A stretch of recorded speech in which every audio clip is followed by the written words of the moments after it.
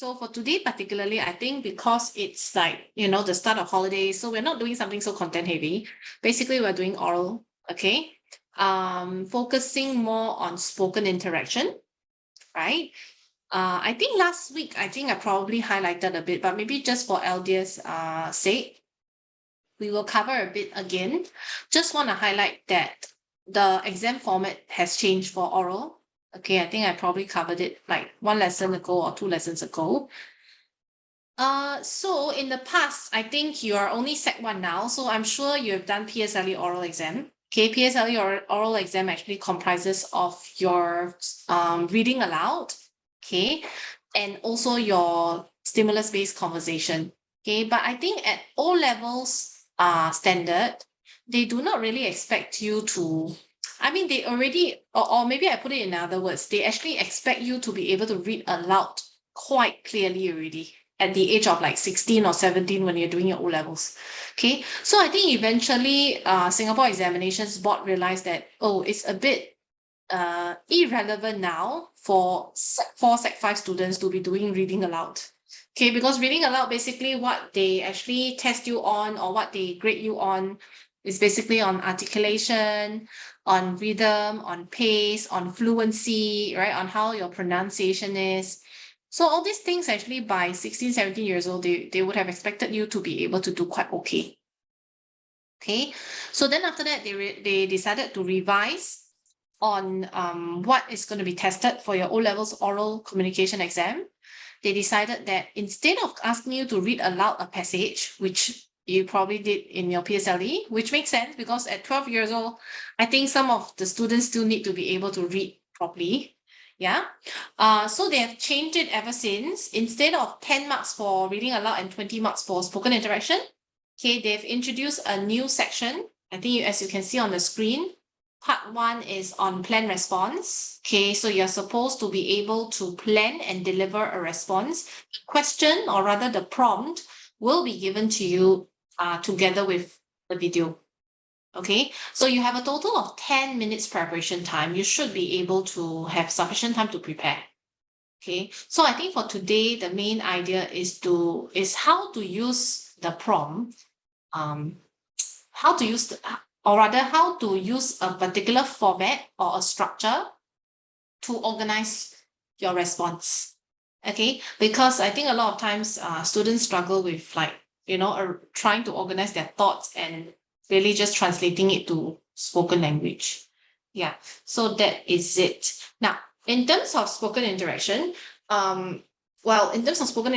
basically, I think it's still the same. It's just that the weightage is lesser now. Previously, it was 20 marks. So now, because of the plan response component, they actually decreased the marks to 15, but it's still the same. Based on the stimulus, you'll be asked certain questions and you are supposed to engage in a conversation with the examiner. Okay? So for Aldia, I think I have shared with Junlei and Nadia. Basically, I was an English teacher in the secondary school. I was in St. Hilda's. So I also did taught at Ngee Ann Secondary before, and before that, St. Anthony's Canossian. Okay, so I did share with them my experience being an oral examiner, right? So it can get a little bit dull and boring when you are supposed to hear like 25, because when I was an examiner back then was 3 years ago, and I had to listen to 25 students reading aloud the same passage 25 times. Okay, and then in terms of the spoken interaction part, I think a lot of times because the topic is the same. So in terms of the communication and discussion part, I realized that a lot of students are saying similar things. So it does get a little bit boring, but if let's say you're able to give your personal experience, it will really help. Okay, maybe that's what we're going to cover later, yeah? So let's take a look at the quick description of the papers you are taking, particularly paper 4, which is an oral. Okay, it's technically not a paper. It's more like but they still call it a paper 4. 2 parts, right? A response that you're supposed to deliver is 2 minutes. So what are you marked on? You are actually assessed based on your ability to present your ideas and opinions fluently and also effectively try to engage the listener, which is the examiner. Okay, now in terms of spoken interaction, you're supposed to engage in a discussion with the examiners on a topic that's broadly related to the video clip. They will not be asked any questions about what people say. So what do they mean by this? Now, this is the document by SEAB. So you will not, okay, I think they are quite assuring in this manner. They assure you that you will not be asked any questions about what you see. But instead, okay, because you're already Sec 4, Sec 5, 16, 17 years old, they do not expect you to just describe what you see in the video or in the picture. Okay, they expect you to go beyond that, okay, to think out of the box, right? And most of the time, if you realize the topic for spoken interaction is somehow linked to the plan response portion. So maybe during the 10 minutes preparation time, you might just want to think and consider, oh, okay, so what are the things that I can, you know, the things that I can add on, or the things that I can talk about in terms of the topic, based on the topic. Okay, so because if you are able to predict, if you're able to predict the topic that's going to come out, then I guess you are more well prepared. Because generally, oral, you have to think on the spot. When you're facing the examiner and the examiner asks a prompt, you probably have to think on the spot. So you have to be quite quick-witted as well. Okay, now let's move on. Okay, so are we okay with the component? You know what you're tested on, you know very clearly what you're supposed to deliver, right? For paper 4. Okay. Now, as I mentioned, today's focus is really to identify the keywords of the questions, okay, to structure responses in the Peel format. Now, you must be thinking, oh, I'm so familiar with Peel already, because Peel basically, you know, you probably apply that for like literature, you've applied that for your humanities subject, like history or social studies. Okay, now I just want to highlight for oral exams, okay, the Peel format is slightly different. Okay, I know you know Peel as point, elaboration, explain, and link, right? But maybe I'll just want to draw your attention to these two, which is your example. Okay, I use another color. Example and experience. Okay, that means on top of giving explanation, it will be good if you are able to include examples and experience. Okay, which is not something that, okay, maybe examples, yes, but experience definitely not something that you're going to apply for, like maybe when you're writing a literature answer or social studies answer.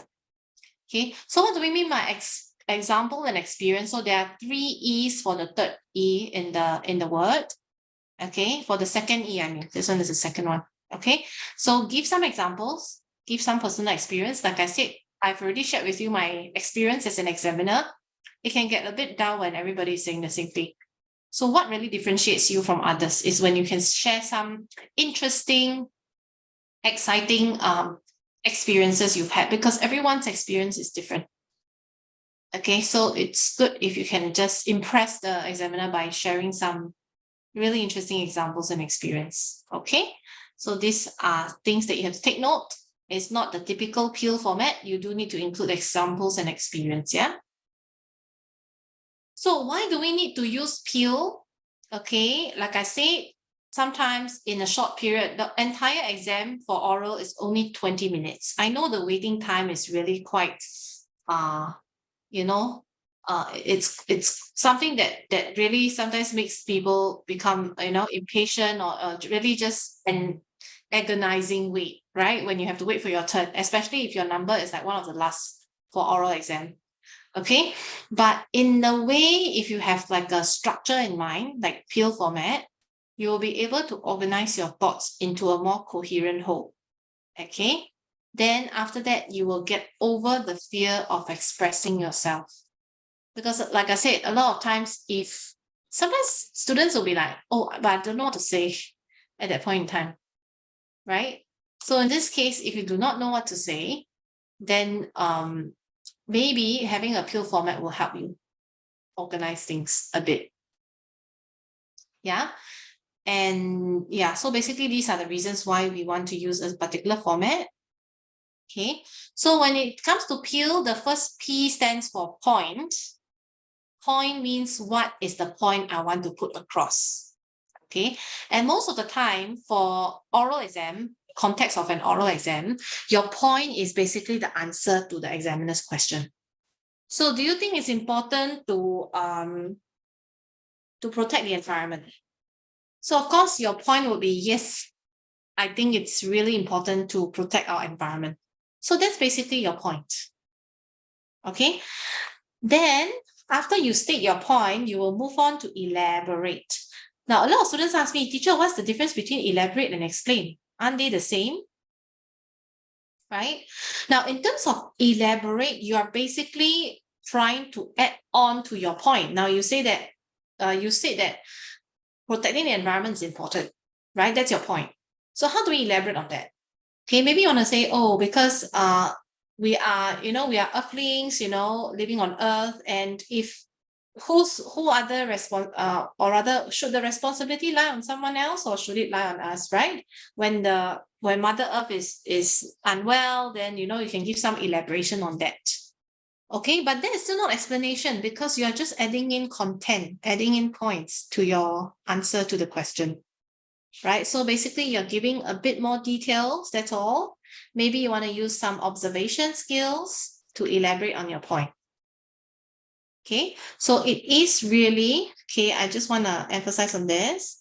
It is really about the point. Okay, it is really about giving more context to the point, explaining, or rather, maybe I shouldn't use the word explain because it confuses you.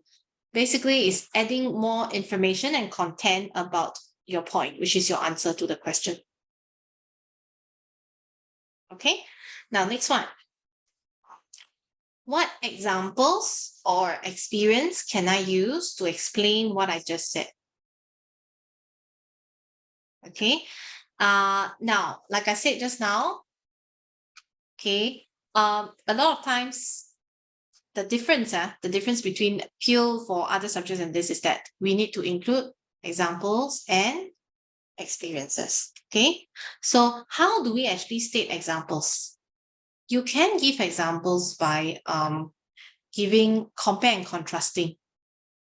Okay, so for example, when I say that, what do you think that protecting the environment is important, right? That's the question. So you want to elaborate a bit more.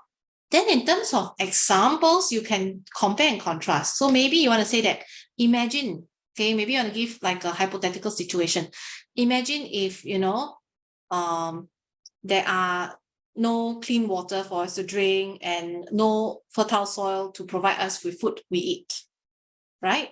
It is going to, right, affect our health or something and happiness. Okay, so that is giving examples by comparing and contrasting.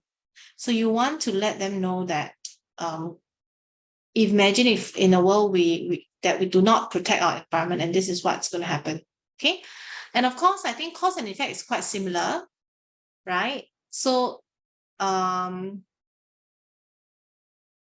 example, if you say the more you don't care about the environment, right, that's the cause, because if you don't care, you don't protect it, the more it will become polluted with contaminants and toxins that have harmful impact on our health. Okay, so that's a cause and effect example, right? So a lot of times I think students, they get stuck somewhere. When they answer the question, they will probably elaborate one or two more sentences, and then that's where they stop. Okay, I think it's really important to be able to sustain the conversation with your examiners. Okay, then lastly, okay, so we've gone through cause and effect. The last one would be to share your personal experience. Okay, maybe you just want to share, like, there was once I went to pick up litter at the beach with my school and all this. So that's personal experience. Okay, are we clear so far with the PEEL? We've covered PEE. So now we're going to move on to the last one. And the last one is usually the one that is quite straightforward. Basically, it's just to link back to the main point. So maybe you just want to end off by saying, therefore, I think that it's really important or it's essential for us to care about our environment.